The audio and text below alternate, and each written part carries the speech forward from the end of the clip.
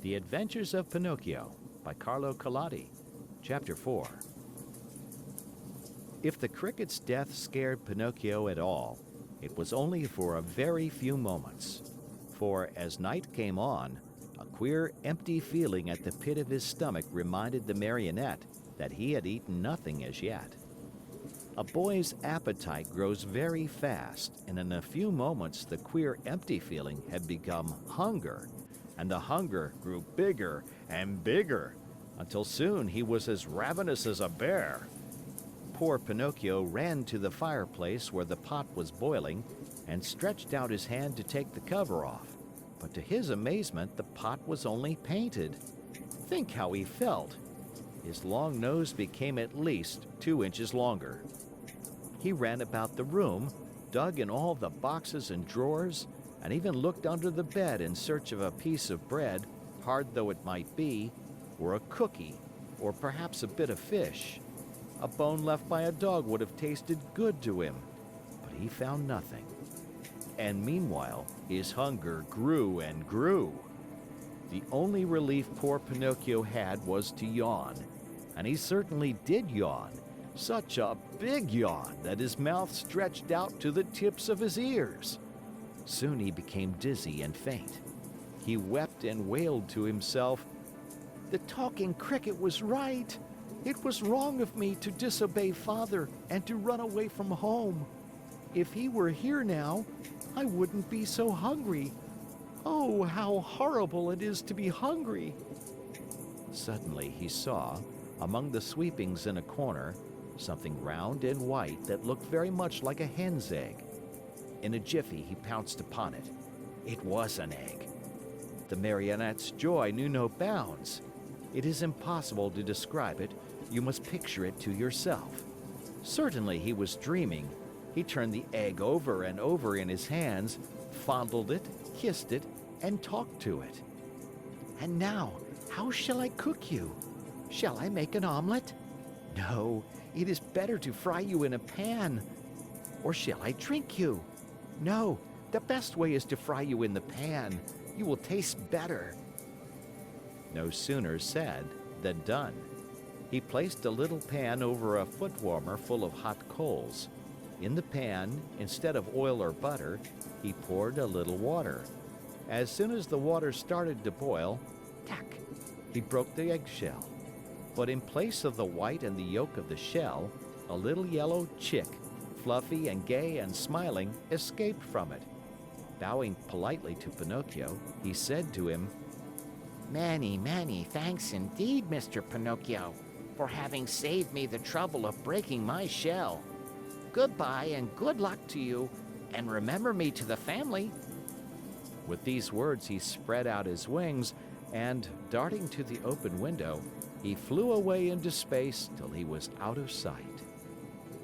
The poor Marionette stood as if turned to stone, with wide eyes, open mouth, and the empty halves of the eggshell in his hands. When he came to himself, he began to cry and shriek at the top of his lungs, stamping his feet on the ground and wailing all the while. "The talking cricket was right! If I had not run away from home, and if Father were here now, I should not be dying of hunger. Oh, how horrible it is to be hungry!" And as his stomach kept grumbling more than ever, and he had nothing to quiet it with, he thought of going out for a walk to the nearby village in the hope of finding some charitable person who might give him a bit of bread. Pinocchio hated the dark street, but he was so hungry that, in spite of it, he ran out of the house. The night was pitch black. It thundered, and bright flashes of lightning now and again shot across the sky, turning it into a sea of fire. An angry wind blew cold and raised dense clouds of dust, while the trees shook and moaned in a weird way. Pinocchio was greatly afraid of thunder and lightning, but the hunger he felt was far greater than his fear.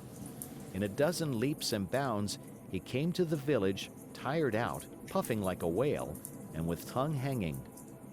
The whole village was dark and deserted. The stores were closed, doors, the windows. In the streets, not even a dog could be seen. It seemed the village of the dead. Pinocchio, in desperation, ran up to a doorway, threw himself upon the bell, and pulled it wildly, saying to himself, "Someone will surely answer that." He was right. An old man in a nightcap opened the window and looked out. He called down angrily, "What do you want at this hour of night?" "Will you be good enough to give me a bit of bread? I am hungry," "Wait a minute and I'll come right back," answered the old fellow, thinking he had to deal with one of those boys who love to roam around at night, ringing people's bells while they are peacefully asleep. After a minute or two, the same voice cried, "Get under the window and hold out your hat." Pinocchio had no hat, but he managed to get under the window just in time to feel a shower of ice-cold water pour down on his poor wooden head, his shoulders, and over his whole body. He returned home as wet as a rag and tired out from weariness and hunger. As he no longer had any strength left with which to stand, he sat down on a little stool and put his 2 feet on the stove to dry them. There he fell asleep, and while he slept, his wooden feet began to burn. Slowly, very slowly, they blackened and turned to ashes. Pinocchio snored away happily as if his feet were not his own. At dawn, he opened his eyes just as a loud knocking sounded at the door. "Who is it?" he called, yawning and rubbing his eyes. "It is I," answered a voice. It was the voice of Geppetto. The poor marionette, who was still half asleep, had not yet found out that his 2 feet were burned and gone. As soon as he heard his father's voice, he jumped up from his seat to open the door. But as he did so, he staggered and fell headlong to the floor. In falling, he made as much noise as a sack of wood falling from the 5th story of a house. "Open the door for me," Geppetto shouted from the street. "Father, dear father, I can't," answered the marionette in despair, crying and rolling on the floor. "Why can't you?" "Because someone has eaten my feet." "And who has eaten them?" "The cat," answered Pinocchio, seeing that little animal busily playing with some shavings in the corner of the room. "Open, I say," repeated Geppetto, "or I'll give you a sound whipping when I get in." "Father, believe me, I can't stand up. Oh dear, I shall have to walk on my knees all my life." Geppetto, thinking that all these tears and cries were only other pranks of the marionette, climbed up the side of the house and went in through the window. At first he was very angry, but on seeing Pinocchio stretched out on the floor and really without feet, he felt very sad and sorrowful.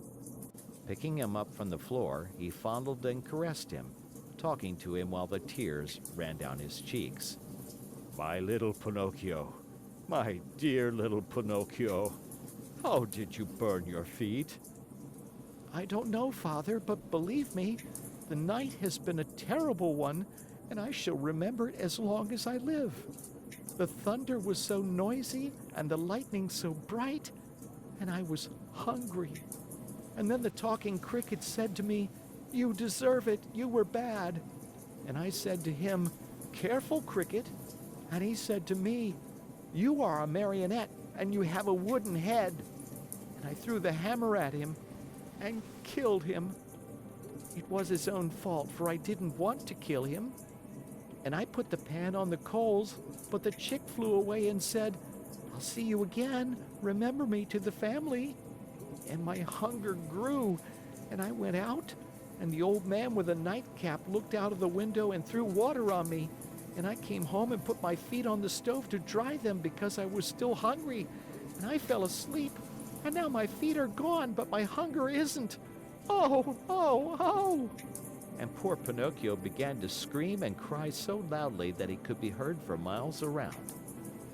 Geppetto, who had understood nothing of all that jumbled talk, except that the marionette was hungry, felt sorry for him, and pulling 3 pears out of his pocket, offered them to him, saying, "These 3 pears were for my breakfast, but I'll give them to you gladly. Eat them and stop weeping." "If you want me to eat them, please peel them for me." "Peel them?" asked Geppetto, very much surprised. "I should never have thought, dear boy of mine, that you were so dainty and fussy about your food. Bad, very bad. In this world, even as children, we must accustom ourselves to eat of everything, for we never know what life may hold in store for us." "You may be right," answered Pinocchio, "but I will not eat the pears if they are not peeled. I don't like them." And good old Geppetto took out a knife, peeled the 3 pears, and put the skins in a row on the table. Pinocchio ate 1 pear in a twinkling and started to throw the core away, but Geppetto held his arm. "Oh no, don't throw it away. Everything in this world may be of some use." "But the core I will not eat," cried Pinocchio in an angry tone. "Who knows?" repeated Geppetto calmly. And later the 3 cores were placed on the table next to the skins. Pinocchio had eaten the 3 pears, or rather devoured them. Then he yawned deeply and wailed, "I'm still hungry." "But I have no more to give you." "Really? Nothing? Nothing?" "I have only these 3 cores and these skins." "Very well then," said Pinocchio. "If there is nothing else, I'll eat them." At first he made a wry face, but one after another the skins and the cores disappeared. "Ah, now I feel fine," he said after eating the last one. "You see," observed Geppetto, "that I was right when I told you that one must not be too fussy and too dainty about food. My dear, we never know what life may have in store for us." End of chapter.